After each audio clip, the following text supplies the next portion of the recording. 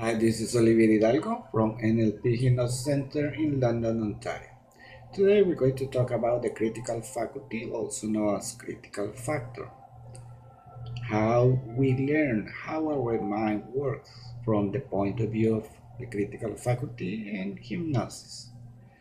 So what is the critical faculty? The critical faculty is the part of the mind that decides what we accept as true or false.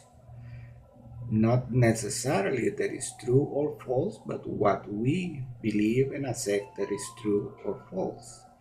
And, and it learns based on repetition, based on emotion, a strong emotion, either a positive or a negative emotion. And it learns about in authority, somebody who is or we consider authority, and also based on imagination. Let's put some examples. Let's say, for example, that when you're a child, your parents tell you that you're very good at something, or the way around that they tell you that you're very bad at something. And when you're an adult, all of a sudden you're very good at that, something that your parents told you, or very bad at that. Why? Because in your mind, in your subconscious mind, you have a belief that says, yes, you're good in this, or not, you're not good at this. Even if it's true or false, it doesn't matter. But for your subconscious mind, it is true. For your subconscious mind, it is false depending on whatever you believe. When we talk about beliefs, we're not talking about religious beliefs. We're talking about what we believe is true or false. It doesn't matter if it's in real life it is true or false, but for us it is true or it's false. Let's put another example. Let's say that when you're a child, for some reason, there is a dog that is coming your way and you get scared to the point that you develop a phobia. You have a phobia now to dogs. Of course, it's not as simple as I'm putting it, but just trying to explain you in a very simple way. There are more things to be considered, but what I'm trying to be as simple as I can to explain this. So now you have a phobia to dogs. When you're an adult, you're walking in the park, and all of a sudden a dog is there, and you become scared, and all of a sudden you react in a very scared way because you have a phobia to dogs. As an adult, using your conscious mind, you said, well, I shouldn't be aware of, I shouldn't be scared of dogs. They're not that dangerous. I have to be careful, but they're not that dangerous to the point that I have to be very scared of them. That's your conscious mind. But your subconscious mind, because the critical faculty has accepted in the past that dogs are dangerous, it will jump and say, no, dogs are very dangerous. So you have to be scared, you have to get a phobia. So you get the phobia, you get very scared because that's in your subconscious mind. Even you know it's false, even you know that as an adult, conscious part is not true, but your subconscious mind believes it is true. Another example, a lot of people when they learn to smoke, they learn to smoke because it's social accepted, because at that time was macho or very feminine, and it shows that you have power and it shows that you can connect with other people. That's when you learn to smoke. That's what it was in your subconscious mind, and your critical faculty at that moment in time accepted that smoking was good for you because it helped you to connect to other people. It helped you to feel good. It helped you to feel relaxed. It helped you to relax to enter in a relationship with other people. That's what your subconscious mind believes. That's what your critical faculty at that time allowed to your mind to believe. So you believe that. When you then consciously you say, well, I want to quit smoking now.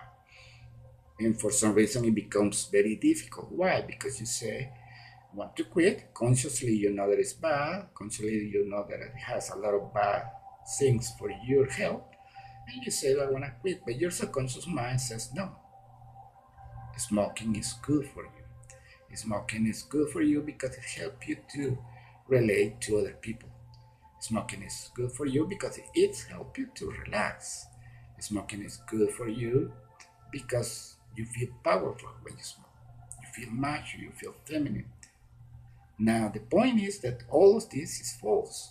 But at one moment in time, when you started to smoke, when you learned to smoke, you believe that. So that I'm sorry. So that at that time became a belief that for you was true, for your subconscious mind was true, and your critical faculty at that time allowed that belief to get into your mind, and that's why it's difficult to quit smoking. Of course, you can use willpower and quit smoking, but it is difficult because of that situation, because your subconscious mind says something and your conscious mind says something else. Your conscious mind says it's bad for me, I want to quit. And your subconscious mind says, no way, it is good for you. And I'm here to protect you, and I know it is good for you. So I'm not going to allow you to quit smoking. So that's what is happening there. So, how does the conscious mind again learns? It learns by repetition. So, if you consciously repeat, and stop smoking, and you use different techniques that you can use about using repetition, you could quit smoking. It learns because an emotion, either strong positive emotion or strong negative emotion. So you can use emotions for quitting smoke, for example. You could think about in your mind, in your imagination, all the bad things that could happen to you if you continue to smoke. So you might get so scared that you say, oh, no way, I'm quitting smoking. So you're using your imagination and you're using an emotion. Or you could quit because you believe in something or somebody who has authority. Authority is a very powerful way of creating beliefs in other people. Religious uses, political people use it, businesses use it, marketing use it. Because if you see a person with authority doing or saying something, it is more easy for your subconscious mind to believe it that if you see somebody who doesn't have any authority power. The point is that what you believe, the beliefs, and I'm not talking about religious belief, I'm talking about what you believe as true, could be false. In your mind, in your subconscious mind, you could have a lot of things that could be false, like the ones that we mentioned about smoking or being afraid of the dog. But your subconscious mind, because at one point in time your critical faculty allowed this information to go into your mind, it believes that it's true. And because it believes that it's true, that creates problems to you. Hypnosis put the critical factor to the side for a few seconds to allow suggestion, positive suggestion that can change that. And that's why, for example, using what we're talking about, smoking, quitting smoking using hypnosis becomes easier than quitting smoking using only willpower, because you can actually go there, access your subconscious mind, put aside the critical faculty, put positive information, and reinforce that information with repetition, and then stop smoking more easily than just using willpower. Another way in that is very important related to the critical faculty and critical factor is that we learn a lot of information based on emotion. That's why you have to be careful, especially if you don't want being controlled for other people, in the way you react to different activities. If you see it in religion, you see it in politics, and you see it in, even in social media, they will use emotion. Either if it make you very happy or make you very sad or any kind of emotion that makes easier for you to become more accept more easily whatever the person is trying to sell you, even if it's an idea, a product, or anything else. So the critical faculty is there to protect you, but the problem is that it learns based on authority, repetition, emotion, imagination. It doesn't realize it doesn't. When you start to learn, at least at the beginning, when you're from 0 to 8 years old, it doesn't have enough information to say this is false, this is true. It learns basically by repetition, authority, emotion, imagination. Then, when you become an adult, of course, you have a very, we could say that you have a better critical faculty because you have more information available for you to decide or to choose between true or false. The point there, and one is very careful to be considered, is that even as an adult, you may have beliefs that are not true. Like, for example, you might believe that some people from some countries do this or do that, or they lazy. Some people from this country is very lazy, or some people from this country is very romantic, or some people from this country is whatever. And that's a belief, probably it's not true. Or you may think that money is bad, and because money is bad, you will never have money. It's like I met once a person who was buying a lottery ticket. Sorry. And he said to me, we were having just a little chat, and he said, "Well, I just buy lottery tickets just to buy it. I don't believe that I will never win the lottery." So he will never win the lottery. So, of course, the possibility of winning the lottery are very low, right? We all know that. That's a reality. We know that the possibility of winning the lottery is very low. But if you believe that you cannot do something, you will never do it. If you believe that money is bad, you will never have money because inside your mind, even if you consciously say, I can do this, I can do that to make money, inside your mind, in your subconscious mind, you have a belief that says money is bad because money is bad.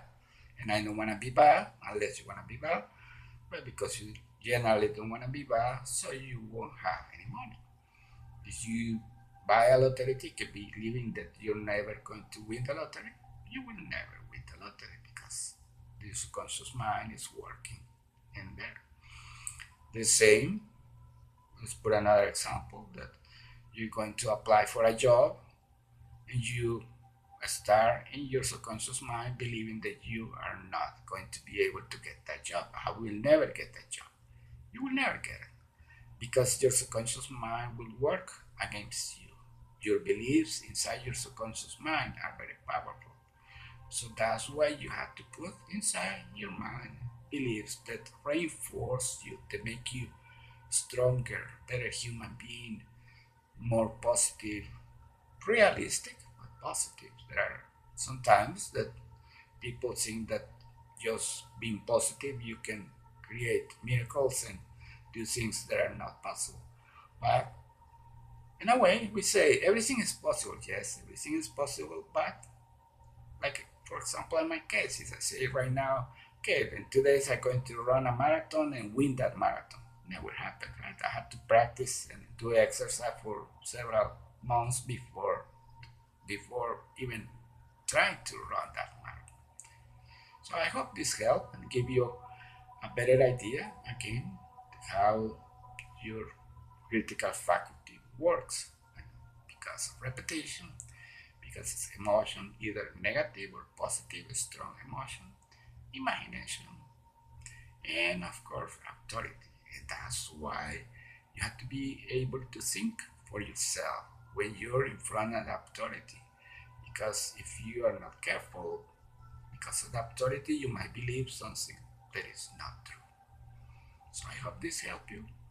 This is Olivier Hidalgo from NLP Hypnosis Center in London, Ontario. You have a wonderful and amazing day.